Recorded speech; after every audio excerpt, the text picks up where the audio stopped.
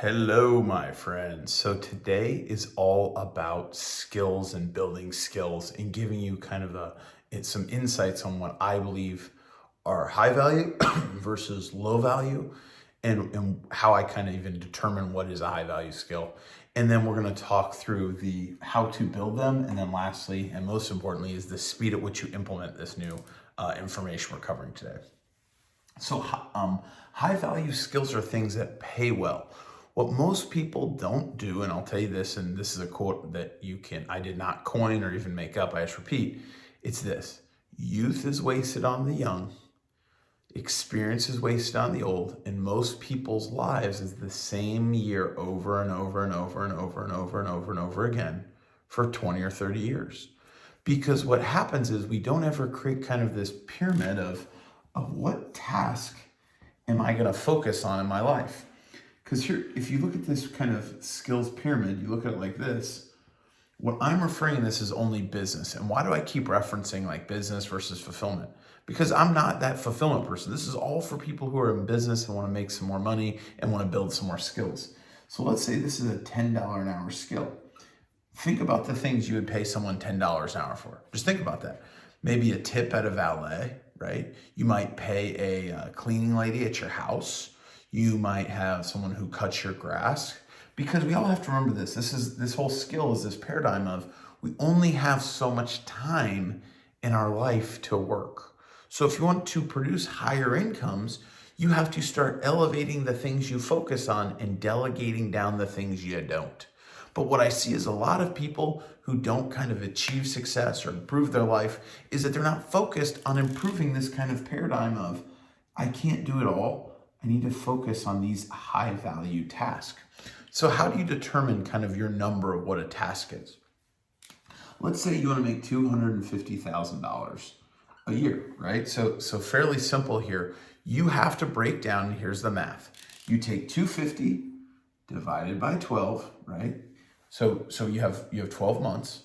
Then of that equation, you divide that by 4 weeks of the month, right? So we take this number divided by 4 weeks, and then you have a weekly number of what you'll get, and you divide that final number by the hours you want to work a week. So let's say you want to work 50 hours.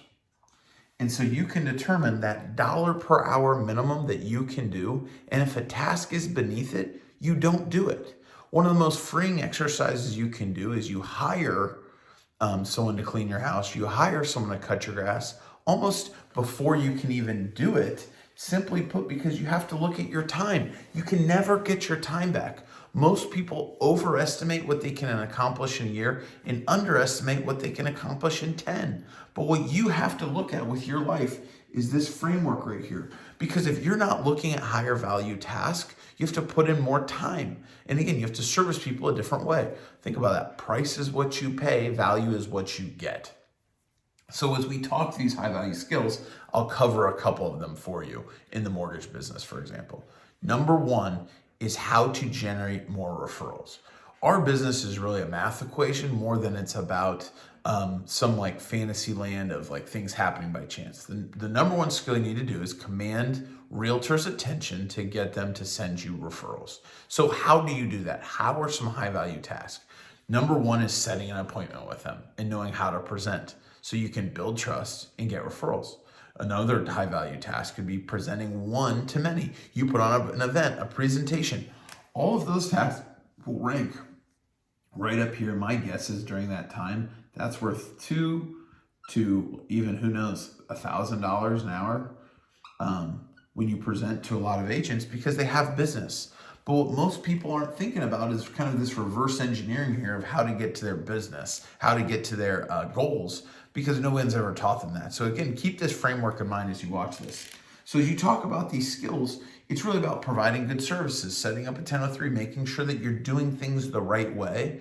Because what happens to a lot of people is you're not focused on this right here, on building the proper skills that are going to work and drive you forward. So now let's talk through how to build skills. So here's the thing, and this video is going to be a long one, so just pay attention with me. How do you build new skills, right? This is a very fundamental question. So there's 3 ways you learn in life. One of it is you figure it out on your own. And if you're figured out on your own, the analogy I use is it's like if you were to get from New York to LA and you had to get there. You could get there by walking, you could get there by riding a bike. All of those things work, but the issue of it is that when you're self-taught, you're reinventing the wheel and working very hard on trying to make things work that have already been proven. One of the things like about beliefs and that I think a lot of people don't identify is if you have a lot of competition in your space, it's because it's a great business, not because it's a bad business. And that, again, it's this fundamental belief that there's so much money in it that not one provider could even handle it. So think through this stuff as you talk about this. So as we talk about building skills, so back to that how do you get from one place to another? When you're self-taught and you're teaching yourself something, that is arguably the worst way to learn because you're not using all the information of all the people who came before you. You're not realizing all the things they did differently with you. Because what happens is you truly believe that you know better, you're different, somehow with a special twist on it, versus this, and this is point 2. You can take the information of other people's and implement it. And that's how you make your life easier, right? We know modern healthcare is better than it was in the Middle Ages because we know about things like prescriptions, antibiotics, things of procedures of how to save people's lives. That's why people live longer. They build on the other information of others. So if you really think about this, first way you should learn on your own, right? Which is horrible. Don't do that. Number 2 is that you learn from self-taught school, things like that. And then third, the best way to learn how to build the skills the fastest is find a mentor who's doing it. I call that immersion. You immerse yourself in it with someone every single day who's doing it, who knows how to do it, who can teach you how to do it. And truly, that's the fastest way to achieve anything in your life is by finding someone who's accomplished what you wanted and mirroring their skills. And that's what's so important about what we're trying to do with our company is that we're trying to look for those who's to partner with us and do that very thing for them. So again, subtle sales pitch there. And then lastly, and this is one of the other issues I see, people do not have a timeline of when they're going to implement their ideas. The most successful people hear something, implement it. Hear something, implement it. Hear something, do it. So why do I bring that up for you today is that, again, as you watch these videos, you should be saying, okay, John, what are some of those high value skills I can build? Okay, how am I gonna do it once I've identified them? And then lastly, how fast can I get these skills implemented or these ideas implemented in my life? Because that's how you make complete and total year over year income in life improvements is by doing those things.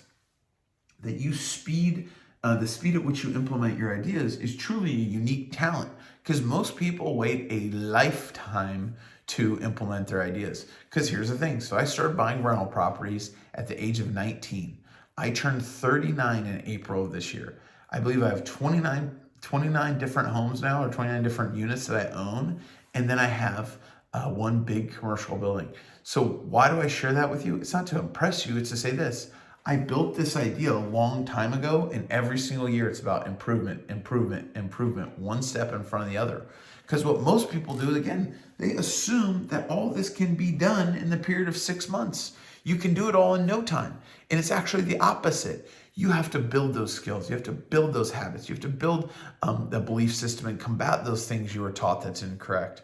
Because life can be simple, but it's not going to be easy. So as you watch this video today, and there's a bunch in this video to unpack, but I want you to think about it like this. I'm just as human as you, and somebody who created your iPhone or this light or this whiteboard is just as human as you. So humans are doing incredible things every day. So give yourself the opportunity and this kind of time to work through these things. And again, we can get on a call together if you're in the mortgage business and meet the criteria to talk through the things we're trying to accomplish and what we can do to help you with this framework to really teach you the path of what we believe to be the high value skills that can really help you achieve your goals, make more money, and have a great year. So be in touch. Thanks again, my friends.